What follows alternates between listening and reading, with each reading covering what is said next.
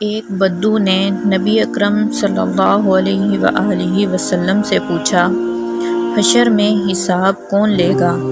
आप सल्लल्लाहु अलैहि वसल्लम ने फरमाया, अल्लाह।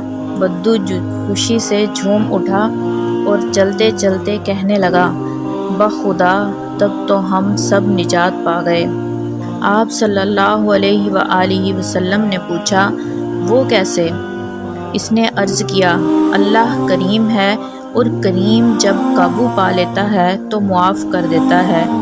बद्दू चला गया, मगर जब तक नज़र आता रहा, हुज़ूर सल्लल्लाहु अलैहि वसल्लम इसका जुमला दोहरा कर फरमाते रहे, क़द वजद रब्बह, इसने अपने रब को पहचान लिया, इसने अपने रब को पहचान लिया।